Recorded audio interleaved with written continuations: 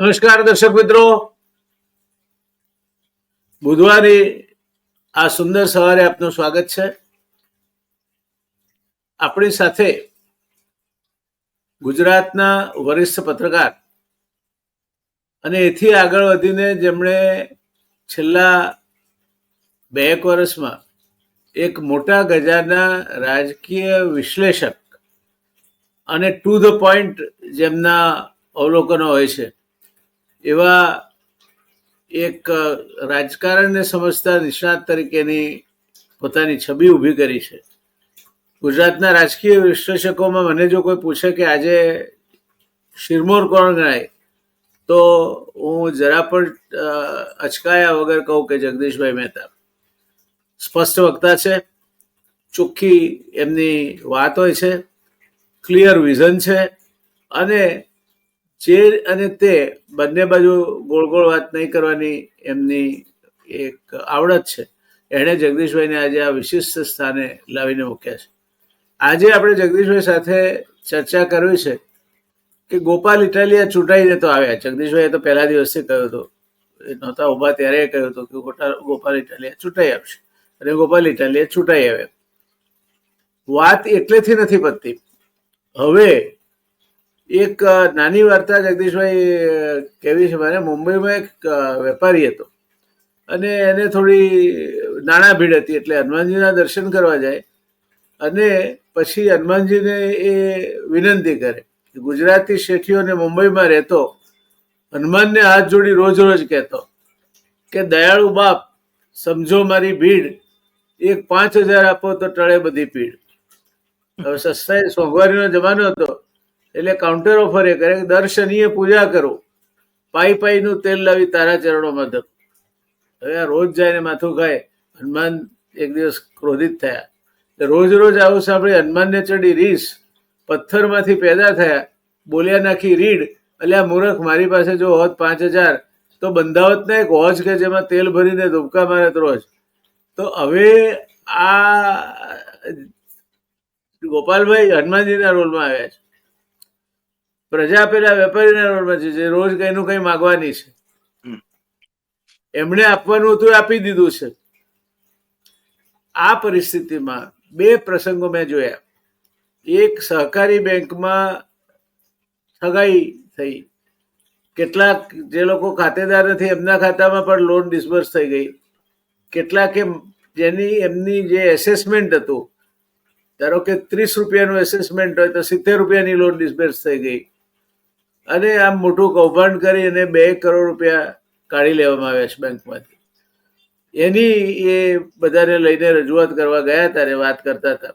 મને સામે જે અધિકારી હતા એ મને લાગે છે એમડી કક્ષાના અધિકારી છે, જે નોકરિયાત અધિકારી ગણાય. એની પાસે કોઈ અધિકાર નથી હોતા. એ વધારે તમને સાંભળે અને કહે કે હું ચેરમેનને બોર્ડના ધ્યાને મૂકીશ. એટલે આટલી લાંબી રજૂઆત કરવાનો એમને કોઈ અર્થ મારા મત પ્રમાણે નહોતો. ખોટું થયું છે અને જે લોકોને સામે ખોટું થયું છે, ફ્રોડ થયું છે, એમને કાયદા તળે અધિકાર છે કે આઈપીસીની કલમ 419, 420 હેઠળ એ ફ્રોડ અને ઠગીની ફરિયાદ ક્રિમિનલ દાખલ કરે તો સિવિલ સૂટ તો ચાલ્યા જ કરતા હોય છે. ક્રિમિનલ ઝડપથી ચાલે છે અને એમાં કંઈક પરિણામ આવે. આ કરવાના બદલે ટોળું લઈને રજૂઆત કરવા જવું એ પરિણામલક્ષી નહીં બને. અને મોડા વહેલા આ જ લોકો જે આજે કૂદીને બોલે છે એમની તરફેણમાં, એ લોકો એ સામે પડશે કે તમે અમારું કંઈ કર્યું નહીં અને તમે કંઈ અમને બેટરી જતી રહી છે, કંઈ કરી નહીં આપ્યું. એટલે આ પરિસ્થિતિમાં ગોપાલભાઈ સરવાળે નિષ્ફળ પુરવાર થશે. બીજો એક થિયોરિટિકલ દાખલો, એ પોલીસ જ્યારે રિકન્સ્ટ્રક્ટ કરે છે કોઈ પણ ક્રાઇમનો સીન, ત્યારે એક પ્રચલિત શબ્દ પ્રજામાં વરઘોડો કાઢવો એવો છે. અને આ વરઘોડાને લગતી વાતમાં વિવેક સહાય શું કહે છે, વિકાસ સહાય શું કહે છે અને કાયદાની જોગવાઈ શું છે, એની ચર્ચા હતી. મને લાગે છે આ ચર્ચા પાણીમાંથી માખણ કાઢવાની પ્રક્રિયા જેવી છે. એમાં ક્યાંય કોઈ પણ પ્રકારનો ફેરફાર આવવા નથી. કારણ પ્રજા કહે છે, પોલીસના ટોચના અધિકારી તો એમ કહે છે કે આવો શબ્દ જ નથી અને શબ્દ એ રિકન્સ્ટ્રક્શન છે. અને રિકન્સ્ટ્રક્શનને જ અમે વળગી રહીએ છીએ. તે મારું આપને એ પૂછવું હતું કે હવે હનીમૂન પીરિયડ શરૂ થયો છે, હજુ પણ પ્રજા એ મોહમાં છે કે કંઈક થશે, એણે આશાઓ રાખી છે અને એની અપેક્ષાઓ છે કે ગોપાલ ઇટાલિયા અમારા બધા પ્રશ્નો જે છે આવા તેવા એ બધા એ વકીલ છે. એક તો મને એ વાત જરા થોડી વિચિત્ર લાગી કે વારે વારે હું વકીલ છું, પણ એ કહેવાનું ના હોય. તમે વકીલ છો એ સામા પક્ષને ખબર હોવી જોઈએ. તમારું એ પ્રકારની વ્યક્તિત્વ હોવું જોઈએ કે તમે જઈને ઉભા રહો એટલે આ એક ટોચના અગ્રણી વકીલ છે એની સાથે આપણે વાત કરીએ છીએ. તમારે કહેવું પડે, તમારી ઓળખાણ આપવી પડે, એ જ તમને 50% ડાઉન કરી નાખે છે. એટલે આ શરૂઆતના જે મેં 2-3 પ્રસંગો જોયા એ જોતા લાગે છે કે ગોપાલ ઇટાલિયા પાસેથી અપેક્ષાઓ મોટી છે. ચૂંટણી વિધાનસભાની બહુ દૂર નથી, 18 મહિનામાં ગમે ત્યારે ચૂંટણી આવશે અને ત્યારે ફરી એકવાર ગોપાલ ઇટાલિયાની પ્રજા સામે કસોટી થશે. અને તે વખતે જો એમણે પોતાનો એજન્ડા નક્કી નહીં કર્યો હોય, ત્યાંથી એમણે આભાર માનતી વખતે જ એજન્ડાના પોઈન્ટ કહી દેવા જોઈએ કે 8 મુદ્દા હું આ 6 મહિના કે 12 મહિના કે 18 મહિના દરમિયાન અગ્રતાના ક્રમે સોલ્વ કરીશ. સમય ટૂંકો છે અને સરકારી તંત્ર આટલું નિંભર છે, આટલા વર્ષોથી એને કામ કર્યું નથી, ત્યારે આપણા માટે એની પાસેથી કામ લેવું મુશ્કેલ છે ને છતાં તમારો બધાનો સાથ ને સહકાર હશે તો આપણા પ્રશ્નો છે, હું તમારા માટે લડી લઈશ. એના બદલે આ શરૂઆત થઈ, એને આપ શું સમજો છો? આપનું અવલોકન શું છે?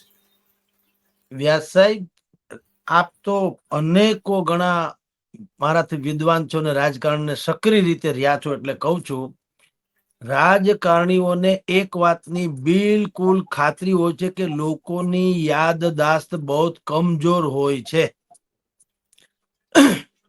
ગોપાલ ઇટાલિયા જે સહકારી મંડળીઓના થોથા લઈને લોકોની સમક્ષ ગયા, કૌભાંડની વાતો કરી, તમે બેકગ્રાઉન્ડમાં થોડાક પૃષ્ઠભૂમિમાં જશો તો તમને એમાં કેજરીવાલનો ચહેરો દેખાશે. ઈ પણ આવા શીલા દીક્ષિતના થોથા લઈને આવ્યા હતા કે નહીં રાજનીતિમાં?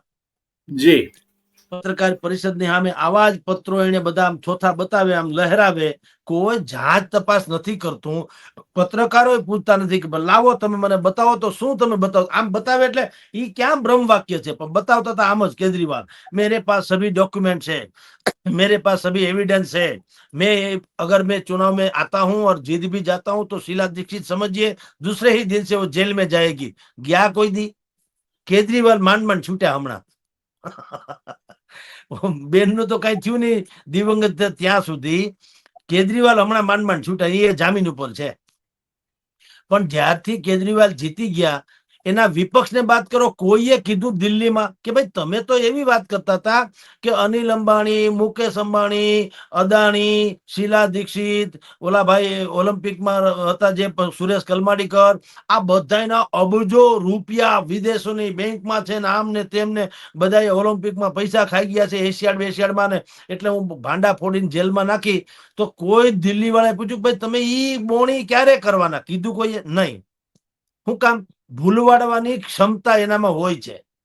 નવી શિક્ષા નીતિ, નવી ફલાણી, નવી સ્કૂલ ને એવું ડીંડે કર્યું, ઓલા ભૂલી ગયા કે ઓલું શું વાત હતી. ગોપાલ ઇટાલિયાએ કીધું કે સહકારી મંડળીના કિરીટભાઈએ કૌભાંડ આર્યા દોથા આમને બધી કેજરીવાલ એને લહેરાવ્યા ખરા.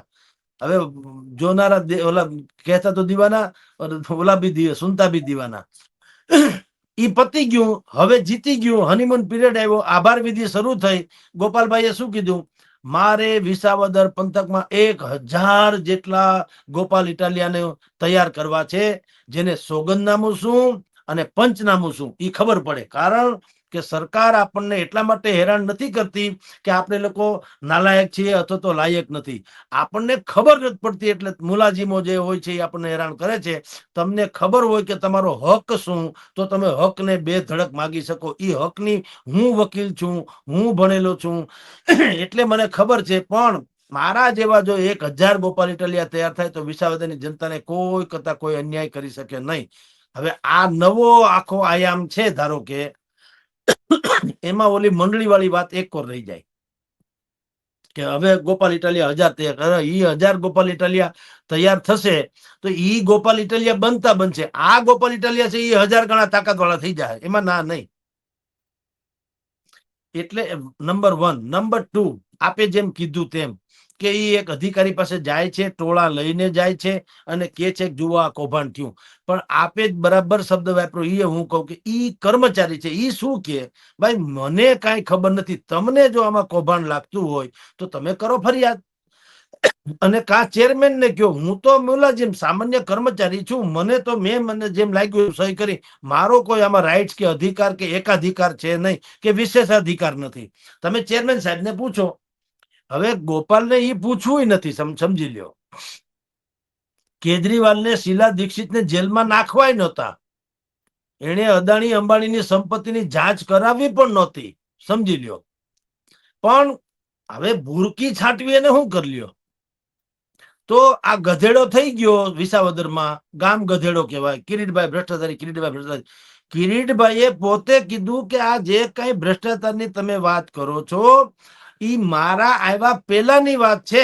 જયેશભાઈ રાદડિયાએ પણ જાહેરમાં કીધું કે ભ્રષ્ટાચાર થયો છે એ વાત કરે છે ભાઈ આપણા ઇટાલિયા.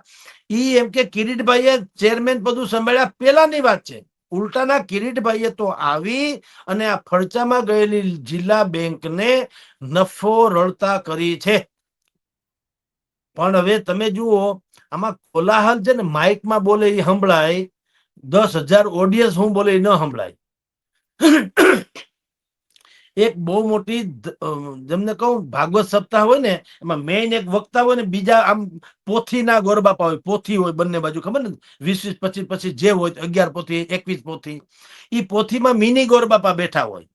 પછી વ્યાસ બધું પૂરું થાય એટલે યજમાન મેઇન ગોરબાપાને કે કેટલા પૈસા તમને આપું, 51,000 કે 1 લાખ કે જે હોય તે. એટલે એ એને આપી લઈ લે. પછી એમ કે ઓલા બધા જે પોથી વાળા બેઠા છે એને કેટલા આપું, તો એ એમ કે 1,000 આપું તો હાલશે, તો હા હાલશે, દઈ આવો. એ દઈ આવે એટલે 1,000 ઓલી પોથી ઉપર મૂકી આવે. પછી માઇક માંથી ગોરબાપા શું બોલે, મેઇન વક્તા હોય એ ઓલા બધાને પૂછે રાજી, તો ઓલા ના પાડે કે ભાઈ 1000 માં શું થાય, કે ભાઈ નહીં નહીં નહીં નહીં. તો હવે તમે જુઓ મજા, કારણ કે બધાનું ધ્યાન ક્યાં છે, ગોરબાપા તરફ. ઓલા ઉપર નથી ધ્યાન, બધાને મંચ ઉપર જ ધ્યાન હોય ને.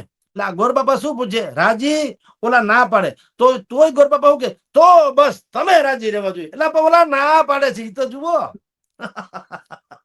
ઈ કોઈ જોતું નથી કે ઓલા ના પાડી. બધાને એમ કે ઓલા હા પાડી છે, તો જ ગોરબાપા કહેતા હોય ને બસ તો બસ તમે રાજી હોવા જોઈએ. આ એના જેવું છે, માઇકમાં બોલે એ સંભળાય. ઇન્ડિવિજ્યુઅલ જયેશ રાદડિયાએ કીધું, કિરીટભાઈએ કીધું, જેટલું કીધું ક્યાંય કોલાહલમાં સંભળાણું નહીં. માઇકમાં ગોપાલ ઇટાલિયા બોલતો હતો, કારણ કે ગોપાલ ઇટાલિયાએ તમારી જાણકારી સોશિયલ મીડિયાનો બહેતરીન ઉપયોગ કર્યો, બલકે ભયંકર ઉપયોગ કર્યો. એની પોતાની એક ટીમ હતી, એ જ્યાં જાય ત્યાં એનો કેમેરામેન, એનો જ સ્ટોરી રાઇટર, એની જ બધી વાતોની ફૂર કરીને સોશિયલ મીડિયામાં વહેતું કરી દે. હવે બોલવામાં હોશિયારી માણસ છે અને આવડતે સારી છે, એટલે લોકોને મટીરિયલ મળે, એટલે સોશિયલ મીડિયામાં એ જમાવટે થઈ જાય. લોકો ન હોય તો પણ એની ચર્ચા મંડે કરે, ગોપાલ ઇટાલિયા આવું બધું કીધું, એટલે આપોઆપ ચર્ચામાં રહ્યા. ગોપાલ શું બોલ્યો એ બધાના ખીચામાં મોબાઈલ જેના હતો એને બધાને ગોપાલની વાણી ખબર પડી ગઈ. પણ જયેશભાઈ રાદડિયા કે કિરીટભાઈએ જે વાત કરી એનું ક્યાંય સંભળાણું નહીં, કારણ કે આ લોકોને એમ હતું કે આપણે એવડા મોટા પક્ષ છીએ, આપણે થોડા હારી જાવું. એટલે તમારી જાણ ખાતર ગોપાલને જે કેજરીવાલ જેવું છે, આ કેસમાં 419 કે 420 અંતર્ગત બાકાયદા FIR ઈ નહીં કરે. એ થઈ ગયું. હવે શું કે છે, લડતના ભાગરૂપે લોક લડત એમ કરીને કે પૈસા પાછા અપાવવાની વાત થાય. પણ લોકો ભૂલી જશે. કારણ શું થશે તમને કહું વ્યાસ સાહેબ, ભૂલી એટલા માટે જશે કે હમણાં એવા બધા ટર્નિંગ પોઈન્ટ આવવાના કે કોઈ મંડળીની વાત નહીં કરે, અને ટર્નિંગ પોઈન્ટ રચાઈ ચૂક્યા છે. ગઈકાલે અમદાવાદના ચંચલ પાર્ટી પ્લોટમાં પાટીદારોની બેઠક મળી હતી કોંગ્રેસના. એ લોકોએ કીધું કે ભાઈ હવે કોંગ્રેસને હાઈકમાન્ડને કહી દો, મુકુલ વાસનિકને મળીને રાહુલ ગાંધીનો સમય માગી લ્યો કે બોલો 2-3 દિવસમાં. એ લોકો 7 જણાની સમિતિ રચાણી, અમે આવીએ છીએ, તમારે અમને પ્રમુખ બનાવવા છે તો ઠીક છે, નથી તો આપણે નથી રમવું, જાઓ, વાત થાય પૂરી. અમારે કઈ સાંભળવું નથી. કાળા વાળ હતા તે દીના અમે રાજકારણમાં છીએ, હવે ધોળા આવી ગયા ત્યાં સુધી અમારો મેળ પડ્યો નથી, તો અમારે તમારા હાટું ખુવાર શું કામ થઈ જવું? રણમાં ક્યાં સુધી ખેતી કર્યા કરવી, રેતીમાં વાણ કેટલાક હલાવવા હાલે કોઈ દી? એટલે અમારે કઈ સાંભળવું નથી. અમે પાટીદાર છીએ, અમે વિવિધ શિક્ષણ ને સેવા સંસ્થા સાથે સંકળાયેલા છીએ, સમાજમાં અમે ઉપયોગી પણ છીએ અને સમાજમાં સ્વીકૃત પણ છીએ. અમે તિરસ્કૃત એટલા માટે છીએ કારણ કે અમે કોંગ્રેસમાં છીએ. પાટીદાર વેપારી કોમ છે, એને શાસનના એટલે કે સત્તાની વિરોધમાં એને રહેવું પોહાય નહીં. ધંધા ધાપા હોય તો સરકારનું કઈક આશીર્વાદ તો જોઈએ જ, આપણે બધા જાણીએ છીએ. હવે તમે વિપક્ષમાં પણ અમને નેતાય ન બનાવો, વિપક્ષમાં પ્રમુખ ન બનાવો, તો ખાલી ડુંડું અમે ધારાસભ્ય હોઈએ અથવા તો નેતા હોઈએ કોંગ્રેસના, ખાલી કોંગ્રેસનું અમારી ઉપર નામ છે કે અમે કોંગ્રેસી છીએ એટલે પાછા ઓલા હેરાન કરે, ટોચી ખાય સત્તાવાળા. તો અમારે ક્યાં સુધી ટોચાવવું? એટલે હવે એ લોકો કેવા ગયા છે, ત્યાં હાઈકમાન્ડમાં જશે 2-3 દિવસમાં, અને પાટીદારો પોતાનું કાયદેસરનું વળતર માગશે. બોલો, આમાં મંડાવવું છે તો આપણે રમવું છે, નથી મંડાવવું તો છૂટા. છૂટા એટલે શું? ગોપાલ ઇટાલિયા નામની જે કુપળ ફૂટી છે વિસાવદરમાં, એને ડાળ બનાવીને બેહવાની વાતું છે, પણ શરત એમાં પાછી છે બીજી, ટ્વિસ્ટ એમાંય આવવાનું. એ ટ્વિસ્ટ એવું આવવાનું સાહેબ કે કોઈને સાવરણો જે છે ને ઈ ગમતો નથી. આ પાટીદાર કોમ છે, વેપાર વર્ગ વાળી છે, સવર્ણ છે. સાવરણો એટલે ઈ તમે જાણો છો, કમળમાંથી ઉઠીને સાવરણામાં તમે ને હું આપણે કોકના ઓટેથી ઊભા થઈએ તો બીજાની તમે કોઈક ગાદીએ બેસો, કોઈના દુકાનની પાટલીએ બેસો, એ બધું સમજાય. ઉકરડા ઉપર કોઈ બેહે? સાવરણો છે ને એ બેઝિકલી સાવરણો, એની હારે બીજી કોઈ કાસ્ટિઝમ તો છે નહીં. તમે મારા ઘરે આવો કે હું તમારા ઘરે આવું, તમે કે હું પુષ્પગુચ્છ એકબીજાને આપશું, સાવરણો નહીં આપીએ. સાવરણો કઈ અપાય નહીં. ઈ સેન્સમાં કહું છું કે આ લોકો એમ કે છે કે અમને આ સાવરણો ગોપાલભાઈ ગમતો નથી, અમારે ઈ ટોપી પહેરવી પડે. અમે જયેશભાઈ, તમે 2 ઘડી કલ્પના કરો સાહેબ, જયેશ રાદડિયા હાવરણો લઈને નીકળે, કેવા લાગે? મત આપો, મત આપો, ભૂંડા ન લાગે? હવે ઈ પોતે જ એક પક્ષ છે, સમજી લો, એને કાંઈ કરવાની જરૂર નથી. કમળ હજી સારું, પણ હાવણો લઈને નીકળવું પડે, હદ થઈ ગઈ. એટલે ઈ લોકો ગોપાલને કહેવાના, સાંભળી લો, કે તમે ભલે આમ આદમી પાર્ટીમાં છો ને તમારું જે કાંઈ હોય તે, પણ થોડુંક વિચારો, કઈક નવું કરું. સરદાર પટેલના નામે કઈક નવું મંડળ, નામે ક્યાં રખા સાહેબ? લોકોને હવે બિલકુલ એજ્યુકેટ થઈ ગયા છે પીપલ, કાંઈ જરૂર નથી તમારું XYZ નામ હોય તો. એટલે કુતિયાણામાં સમાજવાદી પાર્ટી જીતે, કોઈને હરામ બરોબર ખબર સમાજવાદી પાર્ટીના સ્થાપક કોણ, એનો એજન્ડા શું, એની આઈડિયોલોજી શું, અત્યારે કોણ એના ઓફિસ બેરર્સ છે, અને હું કાંઈ એવન કાંધલ નહીં ખબર નહીં હોય કે આ સમાજવાદી પાર્ટી કોના બાપનો દીકરો છે, સમજી લ્યો. પણ ત્યાં કાંધલ જીતે છે. તો લોકોને હવે વ્યક્તિથી મતલબ છે. જય નારાયણભાઈ વ્યાસ છે તો દીધા, તમે છો અર્થશાસ્ત્રી છો, ધેટ્સ ઓલ. તમે કોંગ્રેસમાં હો, ભાજપમાં હો, અલગ હો ન હો, કોઈ ફરક નહીં. તમારા વ્યક્તિત્વ વિશે સમાજને જેને ખબર છે એ તમને એટલું જ મહત્વ આપવાના, તમે ગમે ત્યાં બેઠા હો. એમાં લેશ માત્ર સત્તા હોય ને માખ્યું બણબણ એ જુદી વાત છે, પણ તમારું મૂલ્ય ઘટે નહીં, કારણ કે તમે બેઝિકલી એચીવ કરેલું છે, તમે સ્વયં ઈ છુઓ, તમારી ઉપર આવરણ નથી તથાકથિત અર્થશાસ્ત્રીનું. એવી વાત આમાં આમ કે છે કે ભાઈ અમારે સાવરણો જોતો નથી. તમારે જો કોઈ બીજું નામ રાખવું હોય, છગન મગન ગમે એ નામ રાખો, જનતાને કઈ મતલબ નથી નામ બામથી. પણ હવે આ ડિંડક છોડો, તો આપણે ભેગા થઈએ તો 18 વર્ણ એમાં આવે એમ છે. ખાલી પાટીદાર નહીં હોતા, કોઈ પણ પાટીદાર ધારાસભ્ય કોંગ્રેસનો જીતે તો એને મત તો 18 વર્ણ આપે છે ને. એટલે 18 વર્ણમાંથી એવા માણસો ગોતવાની કોશિશ કરવાના છે કે આપણે બધા ભેગા થઈને ખરેખર આપણે સરકારની સામે, એટલે કે આપણું પોતાનું વજન પડે એવી વાત કરીએ. એટલે આ બધા જે ટ્વિસ્ટ આવવાના છે, અત્યારે તો પરિકલ્પના કહું છું, પણ ચાલે છે મને ખબર છે તો કહું છું, એમાં ઓલી તમારે આપે જે સાહેબ વાત કરી એ વાત ભૂલાઈ જવાની, એમ કહું છું. સહકારી મંડળી ને કૌભાંડ ને 419 જગદીશભાઈ, આપની વાત સાથે નહીં સંમત થવાનું કોઈ કારણ નથી. બહુ જ તાર્કિક વાત છે, અને આવનાર સમયમાં કોંગ્રેસ અને ભારતીય જનતા પાર્ટી બંનેમાં નેતૃત્વની તો તકલીફ છે જ. આજે ભારતીય જનતા પાર્ટી પણ આટલી મોટી પાર્ટી, સત્તાવાળી પાર્ટી, આમ તેમ છતાં પોતાનો પ્રદેશ પ્રમુખ નક્કી કરી શકતા નથી. અને રાજ્ય દિલ્હીથી જ ચાલે છે. પટાવાળો બદલવો હોય તો પણ દિલ્હી પૂછવું પડે. એ સ્થિતિ ભારતીય જનતા પાર્ટીની આજે છે. કોંગ્રેસમાં તો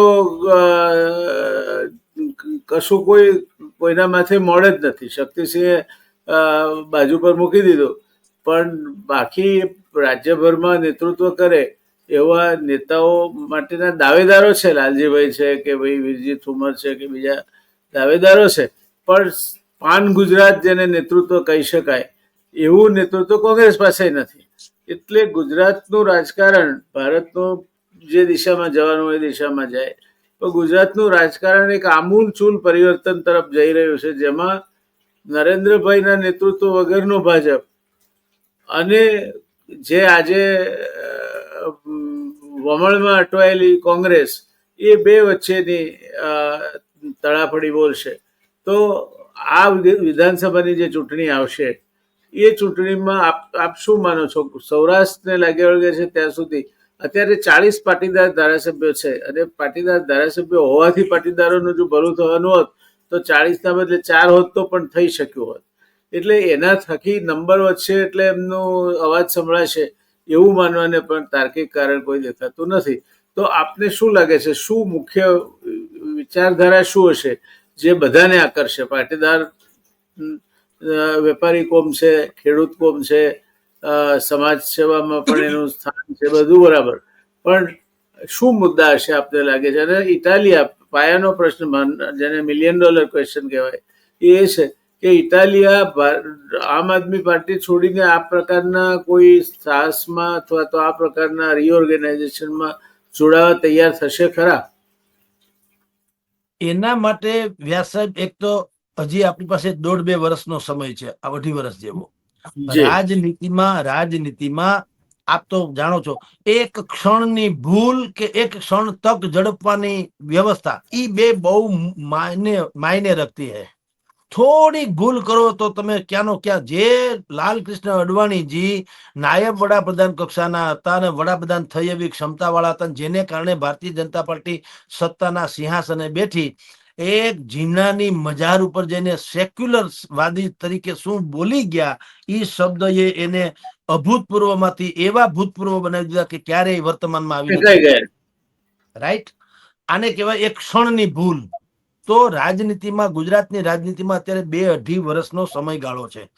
અત્યારે પાટીદાર સમાજ અને ઇતર વર્ગના લોકો જે જીતી શકે એવી ક્ષમતા વાળા છે, ભાજપના છે, પાટીદારો છે, કોંગ્રેસના છે, અપક્ષો છે, વ્યક્તિગત છે, આકાંક્ષીઓ છે, જે અત્યારે કોઈ પક્ષમાં નથી પણ એને એમ છે કે મારે લડવું જોઈએ, હું જીતી શકું એમ છું રાધર.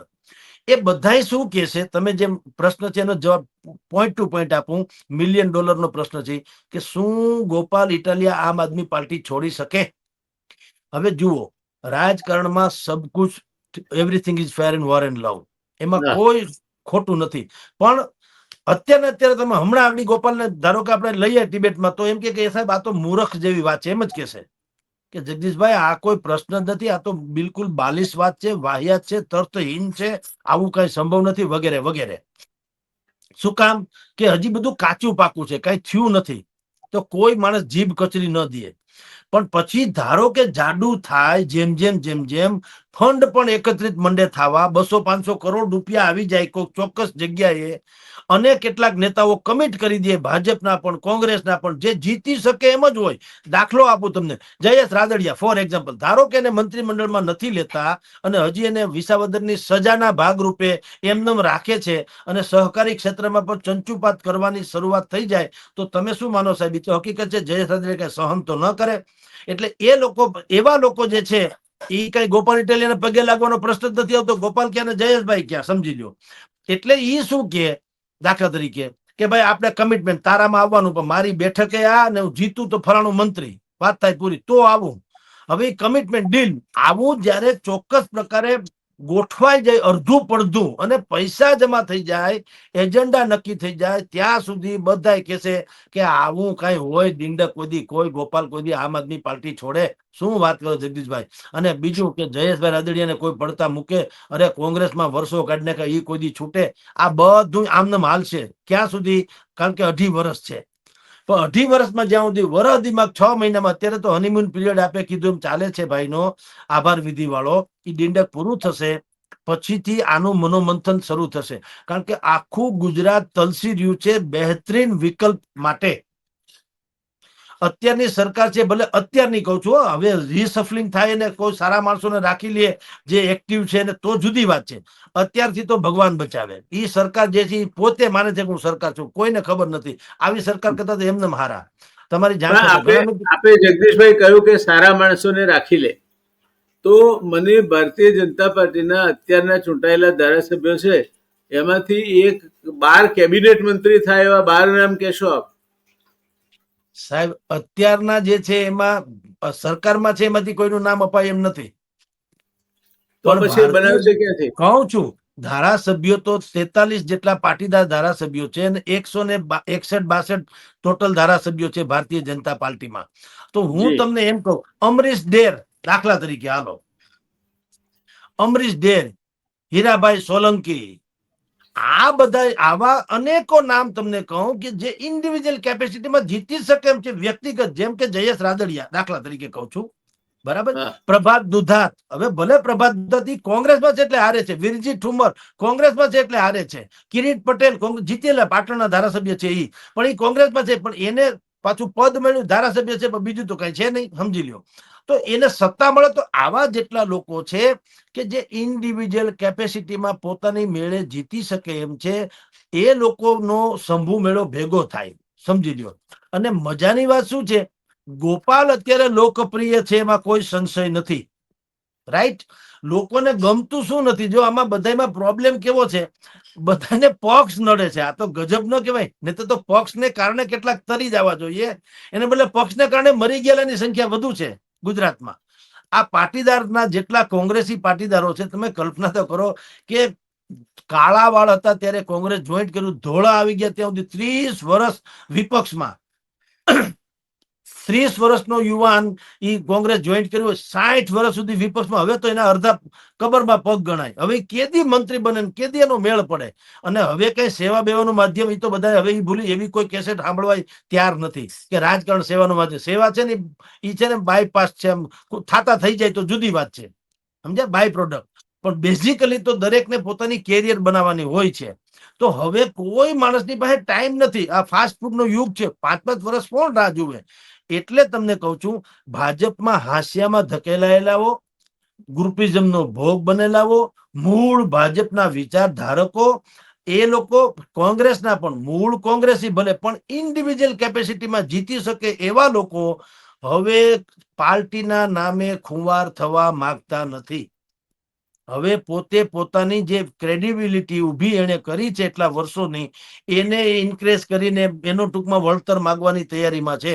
એટલે બધા એમ કે છે કે આપણે પક્ષની આ ક્યાં નાયત છે. હું તો ઘણી વખત અમથોય કહું છું, એટલે પક્ષ કઈ નાયત છે, નાયત હોય તેમ થાય કે નાયતની વિરુદ્ધમાં ન જોઈએ, આપણે હજી રૂઢિચુસ્ત છીએ એટલે, નહીતર હવે તો એ થવા માંડ્યું છે.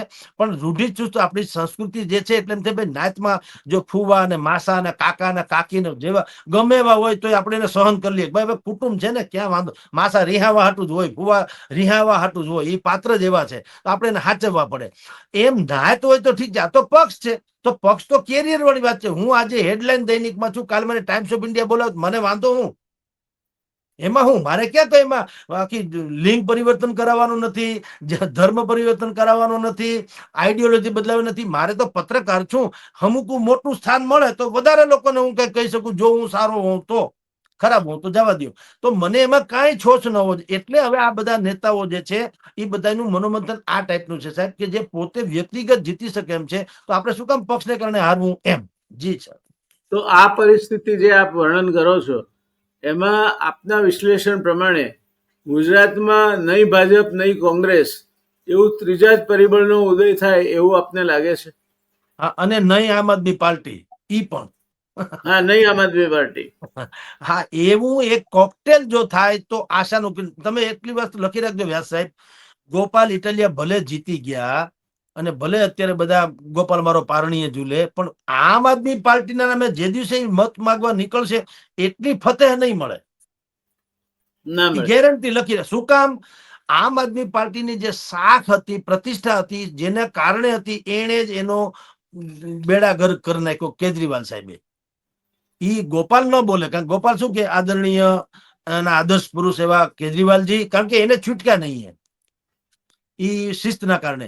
પણ પ્રજામાં તમને કહું, કારણ કે જે કેજરીવાલને ઉપર ઓળઘોળ થઈ ગયા હતા મેઇન સ્ટ્રીમ મીડિયાના એન્કર શ્રીઓ પણ ભૂતકાળમાં, ઓવારી ગયા હતા, કારણ કે તિરંગા ઝંડા સાથે કોઈએ આંદોલન નતું કર્યું, બધા પોતપોતાના ઝંડા લઈને નીકળતા હતા. પણ તિરંગો ઝંડો એટલે એક તો ઈ ભાવનાત્મક વાતાવરણ પણ પેદા થયું હતું. વળી ભાઈની છાપ, ઓપન શર્ટ રાખવું, અને તમે જુઓ તો ઓલા ચપ્પલ પહેરવા, મોજા વગરના ટૂંકમાં, અને બિલકુલ સિમ્પલ ને સોબર, એમ કેજરીવાલ કોમન મેન લાગતા હતા. અને એને જે દાવા કર્યા હતા કે અમે સરકારી તંત્રનો કોઈ દુરુપયોગ નહીં કરીએ, અમે એના કઈ બહુ મોટા વાહન ને બધા નહીં વાપરીએ, લાલ લાઇટ નહીં વાપરીએ, અમે તો રિક્ષામાં આવશું, ગાડામાં આવશું, બળદમાં આવશું, મેટ્રો ટ્રેનમાં આવશું, અમે સરકારી આવાસોનો નહીં ઓલો ઉપયોગ કરીએ ને બહુ પટાવાળા. એને બદલે તમે જો ઈ જ કેજરીવાલ 80 કરોડનો શીશ મહેલ બનાવે છે કે નહીં, બનાવ્યો કે નહીં? અને બનાવીને તમે ક્યાં પરમાનન્ટ હતા? કે આજીવન હોય તો હજી ઠીક છે, તમારું ખુદનું નક્કી. પછી શું થયું? હવે એમાં કુંભે ન મૂકી કે એમ કે તો હાલે, અને જેલમાંથી માંડ છૂટ્યા. તો હવે એની શાખ પેલા જેવી નથી, યુધિષ્ઠિરના રથની જેમ. હવે એના પૈડા હેઠે આવી ગયા, કારણ કે એને અસ્વસ્થામાં મરાયો, નરોવા કુંજરોવા એવું બોલ્યા. એટલે યુધિષ્ઠિરે આવું ન કરવું જોઈએ. કેજરીવાલે આવું નતું કરવાની જરૂર. એને બદલે શરાબ કાંડ થી માંડીને શિક્ષણ કાંડ, અને આ શીશ મહેલ થી માંડીને બાકી બધું, એ ખંડની કાંડ ને એનું નક્સલવાદ, અર્બલ નક્સલનો એની છાપ, પંજાબમાં પણ એનું અમુક પ્રકારનું વર્તન, જે આપણને સામાન્ય લોકોને એમ લાગે દેશદ્રોહી છે, એ બધું જોતા કેજરીવાલની શાખ 0 થઈ ગઈ. એ ભલે ગમે એના પક્ષના લોકો નહીં બોલે, અહીંયા એની કોઈ વેલ્યુ નથી. ગુજરાતમાં આવે તો કેજરીવાલને કારણે કોઈ માનવા નથી. એના પક્ષના લોકો ભલે કે ઠમક ઠમક, પણ જનતા જેના મતની એને અપેક્ષા છે એ ક્યારેય ના આપે. સાહેબ અત્યારે ના આપે. ગોપાલ હોય તો આપે. એ કેજરીવાલને કાઢી મૂકે, ગોપાલ કે મારી ગુજરાત પાર્ટી ખરી, આમ આદમી પર ગુજરાત, આમ આદમી પાર્ટી પર ગુજરાત, ઓલી પાર્ટી નહીં. એવું કરે તો ફિદા છે, નો ડાઉટ, ગોપાલ ઉપર. પણ કેજરીવાલના નામે નહીં. એટલે હું આપને કહું છું કે આમ આદમી, કોંગ્રેસ અને ભાજપ, આ ત્રણેયમાંથી જે લોકો જીતે એની સંભાવના વાળા લોકો છે ને લોકપ્રિય છે, એ બધાનો હવે 182 ન મળે સાહેબ, શું વાત કરો? 6.5 કરોડની જનતા છે. 182 ગોતવા એટલે આ તો આ પાપી લોકો પોતાના મારા ગોતે, હારા નથી ગોતતા. હું તમને એક ખાલી નાનું એક્ઝામ્પલ આપું, એટલે આપણે સમજી શકે, ઓડિયન્સને ખબર પડે. ભીખુદાન ગઢવીને આપે જુનાગઢમાં ટિકિટ, બોલો કાંઈ કરવું પડે કોઈએ? ન 1 રૂપિયો વાપરવો પડે, ન પ્રચાર કરવો પડે, ન ભીખુદાનભાઈ મંત્રીમંડળ માગે, ન લાંચ લે, કારણ પૈસા છે ભગવાન દે, આબરૂ બહુ છે, બધાને ખબર છે. ભીખુદાન ઈ કઈ રાજકારણમાં આવો નથી, એને તો ડાયરામાંથી પણ નિવૃત્તિ લઈ લીધી. તો દાખલો આપું છું. એવી હસ્તીઓને તમે લ્યો તો જનતા આપોઆપ ફિદા થઈ જાય. ભાઈ ખબર જ છે કે આ માણસ કોઈ દી કાળું ધોળું કરશે નહીં, કારણ કે ભગવાને દીધેલું ઘણું બધું છે. બલકે એવા માણસ રાજકારણમાં આવે તો ઉપકારી છે. કાંઈ જે થાય એ સારું થાય. કલાકાર જીવ છે, એટલે સાંસ્કૃતિક કાર્યક્રમ, એને સાંસ્કૃતિક મંત્રી બનાવો તો 100% સારું થાય, એમાં કોઈ શંકા નહીં. સેમ પિત્રોડાને તમે બનાવ્યા તો બની ગયા ને. આખું દેશ અત્યારે અદ્યતન છે, કોને કારણે છે? રાહુલ ગાંધીએ નક્કી કર્યું. સેમ એ ક્યાં ધારાસભ્ય, સંસદ સભ્ય હતા? જે ગણો એ બુદ્ધિપૂર્વક એને લઈ લીધા રાજ્યસભામાંથી, અને આખો દેશ, તમે હું અત્યારે આ વાતો કરી શકીએ છીએ મોબાઈલ થ્રુ, આપ ક્યાં બેઠા, હું ક્યાં બેઠો, એ થેન્ક્સ ટુ સેમ પિત્રોડા. તો સારા માણસને કોઈ માણસ કોઈ કરતા કોઈ નાત જાતના ઓલામાં પેરામીટર્સમાં જોતા નથી. કોઈ અબ્દુલ કલામને મુસ્લિમ ન કહે, ભગવાનની જેમ માનીએ આપણે બધા. એને કોઈ મુસ્લિમ થપ્પો લાગતો જ નથી. એટલે હું કહું છું કે હવે ગુજરાતની રાજનીતિમાં આ પ્રકારનું મનોમંથન શરૂ થયું છે. હજી બિલકુલ સામાન્ય કક્ષામાં છે, નો ડાઉટ. હજી તો આમ વિસ્તરવાનું, પણ હવે બધા નક્કી કરે છે કે આપણે પક્ષની લાજ કાઢવાની જરૂર નથી, ને જનતાને પણ એ પડી નથી કે તમે કયા પક્ષમાં છો. તમે હોવા જોઈએ સારા વ્યક્તિગત રીતે. તો વિસાવદરે કહી દીધું કે અમારે આખી કાયનાત ઉતરી પડી તો પણ અમે તમને જીતાડી દીધા ગોપાલને. હું કામ? એને ગોપાલમાં સારપ લાગી. તો જનતા એજ્યુકેટ થઈ ગઈ, પ્રજા, મતદારો હોશિયાર થઈ ગયા. હવે પછાત છે એ પક્ષ છે, પક્ષ પછાત છે કે એ કાસ્ટિઝમ ઉપર ને, નાત ને, જાત ને, વર્ગ ને, ધર્મ ને, પ્રદેશ ને, ફલાણું વંશવાદ ને, ઢીકણાવાદ ને, કોઈને કાંઈ પડી નથી. જનતા બિલકુલ હોશિયાર થઈ ગઈ છે. બહેતરીનમાં બહેતરીન માણસ હોય તો એને કહી દેશે. દાખલા તરીકે વાત કરું, આપના જેવા જે કોઈ વિસ્તારમાં તમે ઉભા રહીએ, તમને કહી દે કે સાહેબ તમારે અહીંયા મને કાંઈ કહેવાની જરૂર નથી. હવે નવી પેઢી છે એ બિલકુલ હોશિયાર છે કે આપણું ફ્યુચર, આપણું ભવિષ્ય આપણે કેના હાથમાં મૂકીએ. જે સ્વયં એક અભ્યાસુ માણસ હોય, આટલા પરિપક્વ હોય, અને એ કાંઈ પૈસા હવે બધા જાણે છે, બીજા બધા કરતા તો હાથ દરજે હારા અમુક લોકો. એટલે હવે નવી પેઢી આવા ક્વોલિટી બેઝ રાજકારણમાં જઈ રહી છે. ગુજરાતની રાજનીતિમાં ટ્રીમન્ડસ ફેરફાર આવશે. ભારતીય જનતા પાર્ટીને એની ભનક લાગી ચૂકી છે, એટલે એ હમણાં જ રીસફલિંગ કરવાના પ્રધાનમંડળનું. એમાં આવું જ થશે. લખી રાખજો સાહેબ. નવા ચહેરાઓ, સક્રિય, પોતાની રીતે જીતી શકે એવા, જે તે પ્રદેશ કે પક્ષ કે નાત કે જાતમાં મોટું નામ ધરાવનારા એવા જ લોકોને લાવશે. અત્યારે જે છે એમાંથી મોટા ભાગના કાઢી મૂકવાના, કારણ કે કોઈ કાળો કાગડો ઓળખતું નથી. તમે જો બજેટ બહાર પડે ત્યારે ખબર પડે કે કનુભાઈ નાણામંત્રી છે. એ કેવું કહેવાય? આ તો હદ ન કહેવાય. કોઈને પૂછો અત્યારે અત્યારે ભૂમરાબેન ગુજરાતમાં બ્લેન્ક તમે પૂછો 8મા ધોરણના છોકરાને કે ઇવન રસ્તા ઉપરના માણસને કે 6 મંત્રીઓના ખાતા સાથે નામ આપો તો નહીં આપી શકે નહીં, એ ઈ તો સ્થિતિ છે. કહું છું. હું તો દોઢ બે આવનાર વર્ષથી કહું છું. સમયમાં આ બધો આપકો છે એવો બદલાવ આવે તો જે વિધાનસભાની ચૂંટણી આવવાની એના સમક્ષ કયા ઇસ્યુ કયા હશે અને કાંઈ નહીં. ભાજપ અને કોંગ્રેસ એના જે પક્ષનું સંગઠન છે એ હું માનું છું ત્યાં સુધી એક વેસ્ટેડ ઇન્ટરેસ્ટ વાળું ટોળું ભેગું થયું છે. So I scratch your back, you scratch my back, એકબીજાનું જાળવી રાખવું અને ટિકિટો વેચાવાથી માંડીને અનેક પ્રકારના દૂષણો થાય છે. તો આ બે પાર્ટીઓનું શું થશે અને કયા ઇસ્યુ હશે આવનાર ઇલેક્શનમાં? સર, હું જે જોઈ રહ્યું છું એ તો આવું છે. બધાને બધી ખબર છે કે જે ઇસ્યુની લઈને આ લોકો નીકળે છે એની એ કોઈએ દળદર ફીટ્યું નથી. 75 વર્ષ પહેલા ઇન્દિરા ગાંધીએ ગરીબી નિવારણની વાત કરી હતી, ઇસ્યુ લઈને નીકળ્યા હતા. અને નરેન્દ્ર મોદી અચ્છે દિન આને વાલે હે ઈ ઇસ્યુ લઈને નીકળ્યા હતા. કાંઈ થયું? ન ગરીબી નિવારણ થઈ, ન અચ્છે દિન આયે. એટલે આ બધી વાતો ભૂરકી છાંટવાની છે. ઈ પછી અત્યારે આવું અહીંયા લેવા કડવા, રઘુવંશી, દલિત, માઇનોરિટી, ક્ષત્રિય, ઢીકણા પૂછડા એમ કરીને જીતે. મારો સમાજ, હમણાં ઉમેશ મકવાણાએ શું કીધું? કોળી સમાજ એનો જવાબ આપશે, મને કાઢી મૂક્યો એનો. ભાઈ શું કામ કોળી સમાજ જવાબ આપે? તમે હું કોળી સમાજને નિહિલાવી દીધા? સમજી લ્યો. કોઈ એક નિવેદને આવ્યું કે ઉમેશભાઈ મકવાણાને અન્યાય થયો સાખી નહીં લે? કોઈ કે હારું એના કર્યા ભોગવે. એટલે જનતા હવે શાક માર્કેટની જેમ 10 રૂપિયા આપીને રીંગણાની થેલી ભરી આવવાની વાત કરે છે. કાંઈ જરૂર નથી. એટલે તમે કહો છો પડકાર શું છે? હવે વાયદાનો વેપાર નહીં હાલે. નંબર 1, કોઈ પણ પાર્ટી હોય, વાયદા વેપારની તો માં જ મરી ગઈ. કોઈ સાંભળવા હવે, પછી અને કાલ, આ 3 શબ્દો ઉપર તો પ્રતિબંધ આવી જવાનો નૈતિક રીતે. મારે અત્યારે તમે શું કરી શકો છો એ કયો, ધેટ્સ ઓલ. નંબર 1. નંબર 2, તમારી કોઈ કરતા કોઈ પ્રકારની જે વાદ છે, વંશવાદ, પરિવારવાદ, ક્ષેત્રવાદ, કોમવાદ, જાતિવાદ, મારાવાદ, તારાવાદ, સોરી, કાંઈ અમારે સાંભળવું નથી. તમે હોશિયાર છો, આવડત છે, તમારામાં નાણામંત્રી હો તો તમારામાં, તમે અર્થશાસ્ત્રી છો તો તમે નાણામંત્રી વેલકમ, તમે સ્પોર્ટ્સમેન છો તો તમે ખેલ મંત્રી વેલકમ, તમે કોઈ મહાન કલાકાર છો, લતા મંગેશકર જેવા સાંસ્કૃતિક મંત્રી છો, મહાન. એટલે આખા દેશ, ગુજરાત એટલે 6.5 કરોડનું ભવિષ્ય તમને આપવું છે. તો તમે ડોબા જેવા હોય તો તમને દઈને કરવું હું? મરી જવું અમારે? અને અમે ટેક્સ ભરીએ. આપને નથી લાગતું કે આપ વધારે પડતા ભાવનાશીલ છો? ના સાહેબ, હું તો આશાસ્પદ છું, ભાવનાશીલ નથી. અને આવું થશે, આઈ થિંક આવું થવું જ જોઈએ. કદાચિત હું ભાવનાશીલ હોઉં સાહેબ, તો ખોટું તો નથી ને. આવું થવું ન જોઈએ. હું ટેક્સ પેયર છું ને મારે થવું ભીખ જોઈએ, માંગવાની. થવું જોઈએ, એની સાથે હું સંમત. પણ હા, અત્યારે જે માહોલ છે, ના મારું ના શું સાહેબ, અને મારે શું, એ બે વચ્ચે જનતા ભંગોળાય છે. તો ના એ ના, એવું બદલાશે. હતું સર. 100% સાહેબ, કારણ કે જનતા એજ્યુકેટ થઈ ગઈ. જુઓ, આશાનું કિરણ ક્યારે જાગે સાહેબ? તમે જમીન, જો ડુંગરમાં કોઈ વાવે નહીં, ઈ હમથળ કરી નાખો તો કોકને વાવવાની ઈચ્છા થાય. એટલે ખૂંદી તો ધરતી ખમે ને વાઢી ખમે વનરાય, વેણ કવેણ તો સંત ખમે જેમ શાયરા નીર સમાય. આખો દરિયો પી જાય, નદી બધી નદી દરિયામાં જાય, દરિયો છલકાય નહીં. અને એ છલકાય તો સુનામી આવે.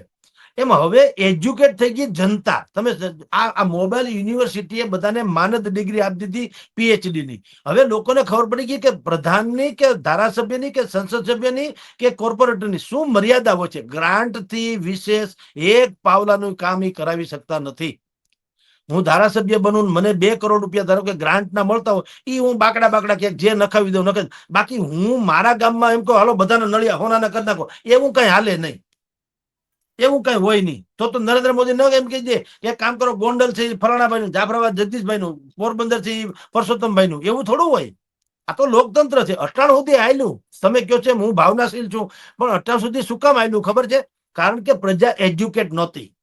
એટલે એને એમ લાગતું હતું કે આપણી નાતનો માણસ જીતશે તો આપણને કંઈક સારું કરશે. હવે ખબર પડી કે નાતના નામે જીતે છે, ન્યા ગયા પછી નાચનો નથી રહેવાનો. પછી કે મને 18 વરણે મત આપ્યા છે, હું તો આ પ્રદેશનો નેતા ગણાવ, મારે કોઈ એક કોમ પ્રત્યે એમ કે ફેવર અનફેવર કરવી ન જોઈએ, લે આલે.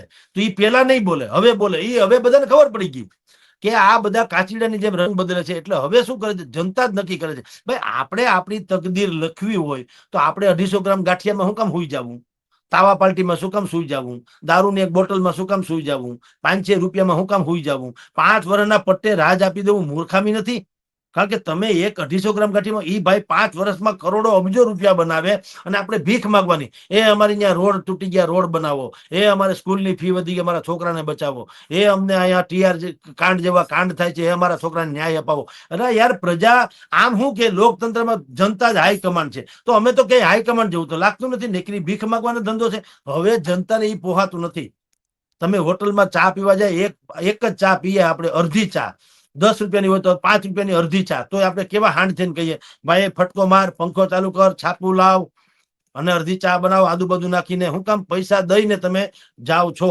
ભિખારી કે બીજા હોય તો એ એવી રીતે નહીં માગે, બાપા ચા આપો ને, હવાની નથી પીધી.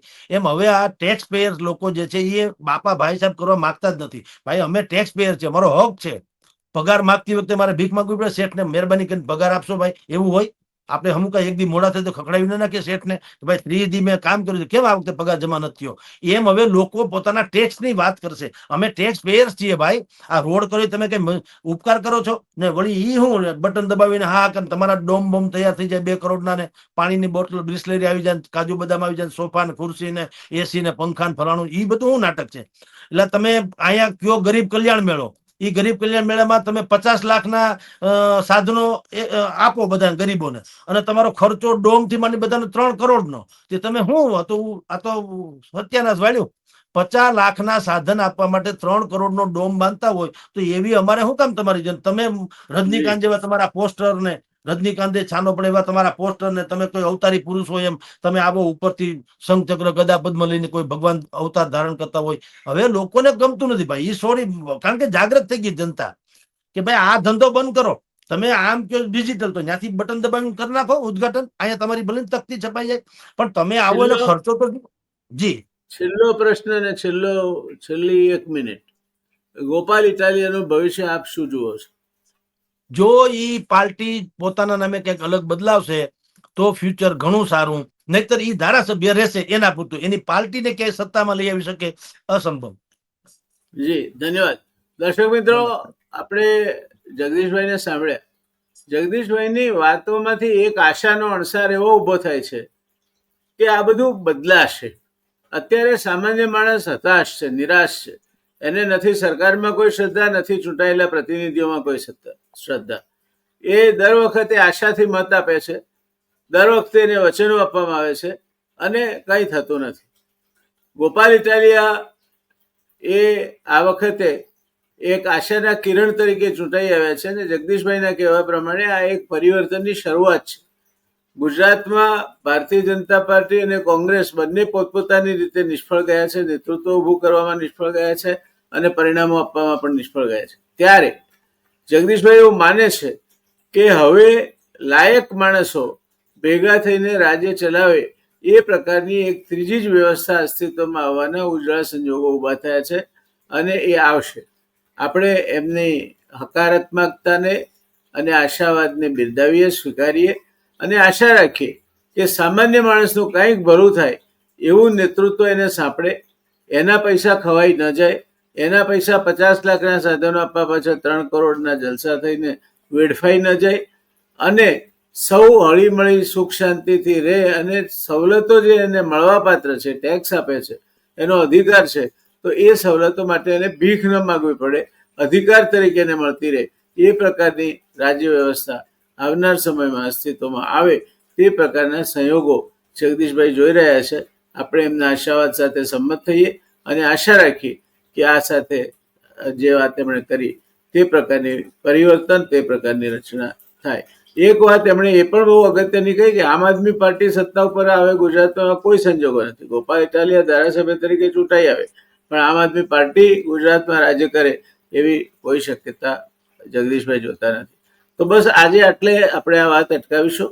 જેમ જેમ આગળ વધતા જઈશું, વિધાનસભાની ચૂંટણી નજીક આવતી જશે, નવા નવા મુદ્દા ઉપસ્થિત થતા જશે અને જગદીશભાઈના મંતવ્યો આપણને દોરવણી આપતા રહેશે.